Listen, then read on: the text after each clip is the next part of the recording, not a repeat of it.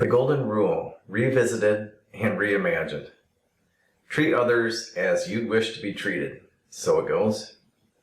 In other words, role model what you'd like to experience. But no one ever explained why we might honor this desire and why it had to become a rule. The purpose of this website and how I've dedicated my entire life since age 6 has been in answering this why. I dare to challenge everyone I directly share experiences with to reimagine the Golden Rule as a loving reminder instead of a guilt-originating rule. We have far too much guilt in life, built into life's design. Realizing love reminds us of our connection, and we thrive through attempts to reunite. Fear of the unknown leads to mindless following and acceptance of prejudiced belief, which creates an artificial sense of separation and anxiety about our physical survival. Instead, I would offer this for you to consider. Treat lovingly all you directly witness as other in life, because that is you.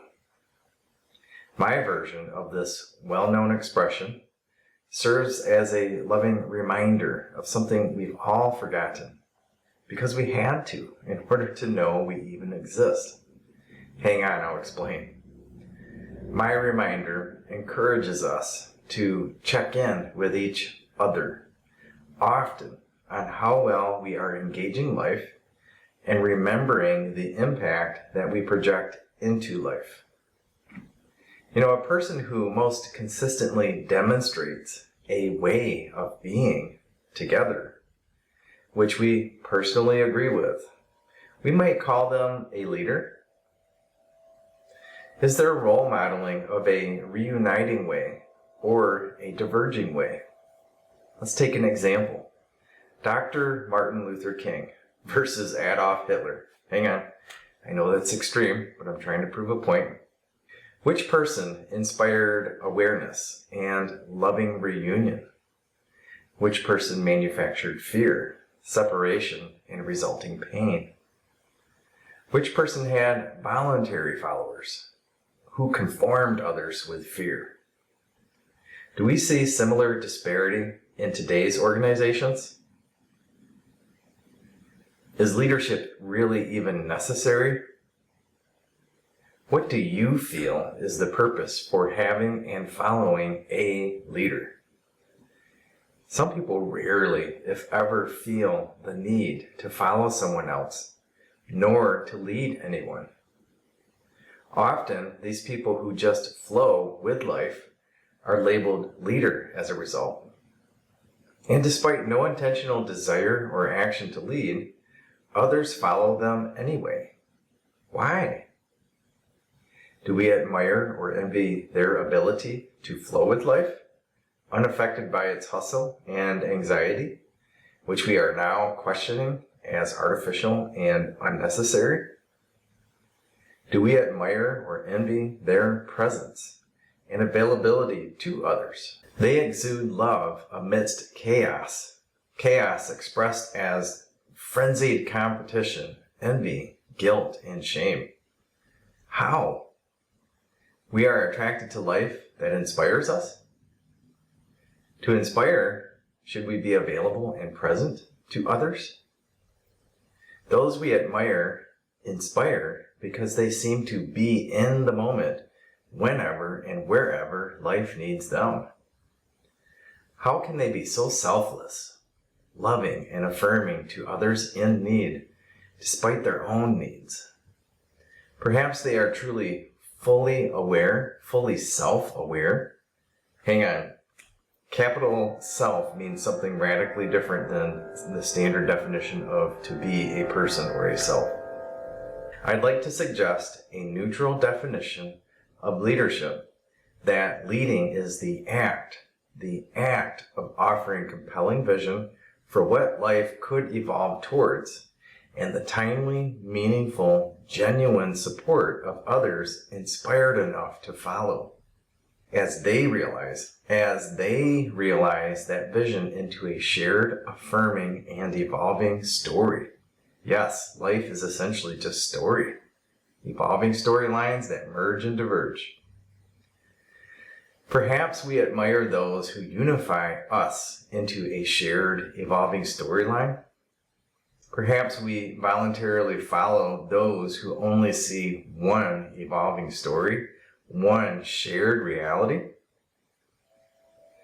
We all eventually seek loving affirmation of our existence being meaningful in some way, whether in childhood or on our deathbed, too often on our deathbed. You know the ultimate question that's nagging you underneath life's bizarre storylines, don't you? What is the purpose? What is the meaning of all of this?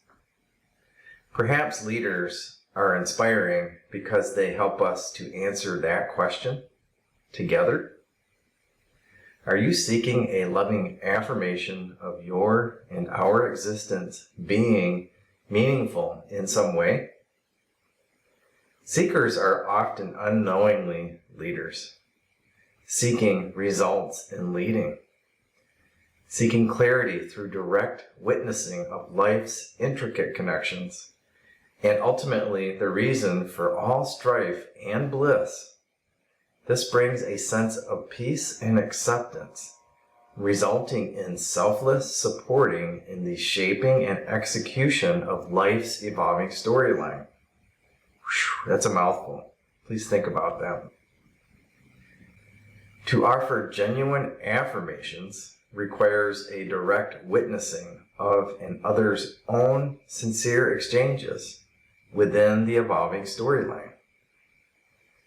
Isn't life really the ultimate game of Marco Polo, calling out to see if it responds back in either affirming or denying ways? Isn't it? Isn't a denial far better than no reply at all?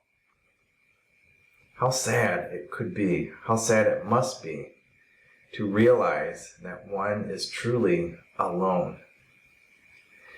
If you find your connection seeking self at this point, I want you to call me ASAP.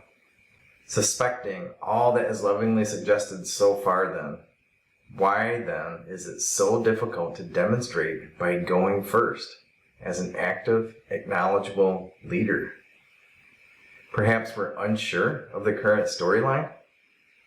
Have we, the minion majority, been blocked by fear-mongering dictators posing as leaders, blocking us from knowing and co-influencing and co-evolving the storyline?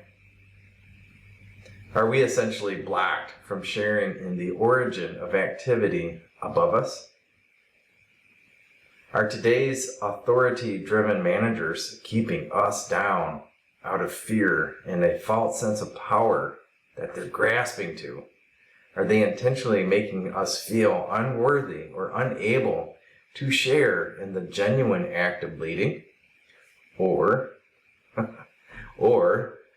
is it possible that we, the disempowered majority, are projecting our own fear and selfishness upon so-called management, who might otherwise seek sincere connection with all employees, if there was just a clear and pragmatic way to do so? Are the would-be leaders amongst the minions and management, those appointed and those silently wishing to lead, are they pointing fingers at one another, waiting for the other to go first, since neither is even certain where to begin within the unshared storyline? It's hard to influence that which we cannot see, that which we cannot sense. How to even characterize the in-progress, evolving reality, and a fair and relevant way to evaluate how meaningful the prevailing thought and action is within that storyline. In other words, whether to intervene, in what direction, and how best to do so. Is this where the concept of leading begins, truly? Can we clarify leading as influencing through initiation of new thought about a way of coexisting and acting upon that desire through integrating action? Isn't leading most simply conveyed as giving loving support to others without concern for receiving it yourself? Why is it so difficult to demonstrate leadership by going first as an active, acknowledgeable leader? We do not see our connection with others and are unable to feel and offer compassion as a result. Compassion is the unwavering awareness of one's connection with life, reinforced by a continuous display of realizing peace for ourself by living through others, supporting them in the realization of their own happiness, realizing our personal happiness by ensuring others are happy also, realizing our own peace by allowing others to live through us. Happiness is not to be pursued. Happiness is realized through becoming and remaining present and accepting of life as it is right now in each evolving moment. Please substitute the word happy with present and accepting of each next moment's outcomes, regardless of how we might label them as good or bad. Presence and acceptance yields a peaceful coexisting in life. Sounds nice, right?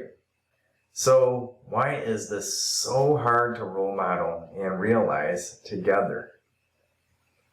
Fearing for our own survival, placed into a seemingly uncaring and threatening world, as reinforced through faulty belief systems for thousands of years, we compete with so-called others to survive. If we are successful enough, we next compete to dominate life for our disproportionate share of so-called happiness. We do this through material possessions, titles, status, and power over others, so we think. What's an alternative? I would suggest that seeing through direct experiencing of life, and thus believing in your true self, until you inherently trust all of life once again, then and only then will you sincerely treat others the way they really wish to be treated. You will have no remaining doubt about what others desire, nor the blocks, the hesitation in your own mind, to offer them what you know they need from you. No one ever explained why we might honor this desire and why it had to become a rule. What do you get when you squeeze an orange? Only what's in there. How do you respond when life squeezes you? You must see through direct experiencing why you should fully trust and love yourself, or you will project unto the world only fear and suffering. An enlightened leader never utters, "I'll believe it when I see it." Instead, they demonstrate by those who follow them, proclaiming, "I've seen it in action, and I believe we can impact the change we desire." A leader proclaims that seeing our inspiration in action yields a chance to believe in something better, more balanced for us. Physical sensing yields knowing, replacing all reliance on others' handed out beliefs. You know, there's a personal reality for one, a personality, and then shared reality, which is felt and affirmed with others, through others. Our ability to perceive what is truly occurring unites us. Our intellect separates us when it seeks only to conceive and withhold information for a false sense of control and power over life, an attempt to ensure survival of this self and ensure happiness for those which self has spawned. Genuinely supporting other leading to self-awakening. This is the path. There are so many TED Talks on replay, so many concepts and far too many books, conveniently for sale. So what is the act of leading really? Together we become aware and awake to what truly is occurring in life. Presence reveals current reality, no matter how unpleasant or unshared. Together we realize presence by affirming how well we are or are not sharing reality. Lovingly supporting others is the first step in one's own awakening bliss. Bliss, existing in total peace, knowing your connection to all of life, is the path towards an inspired state of being, the prerequisite to meaningfully supporting others. Leading is simply a supporting of others in their own self-discovery and reconnecting with the aspects of life they became unaware of, unknowingly hurting as a result. So, how to begin my own attempts to reconnect with others? Question everything and seek a shared understanding of what really is happening in each moment. To begin to understand anything, convert it from a thing back to a so-called worthy outcome, represented as a noun back to a happening verb. A living, live, shared activity that can be affirmed by others through felt, shared experiencing, instead of just thoughts in isolation, which leads only to pointless debate and combative, unshared, intellectualizing space. Remaining in shared awareness with others, you reclaim presence, and eventually, as your attention of life's intricate connections trumps your own self-protecting intentions, you witness something awe-inspiring, which yields total acceptance with what life is trying to realize through you, through others, through everything in any given moment. What will I witness? While many enlightened have tried to convey concisely in the writing of koans, quotes, fables, and poems, or uttered publicly in mantras, discussions, and speeches, from the deepest heartfelt space, you must be ready, meaning you must be fed up with your current reality. You must be ready and willing, deconditioned to sense it, because you likely will not believe it. Modern society has been intentionally educated to deny and socially deprive from remembering our origin. Treat lovingly all you directly witness as other in life, because that's you.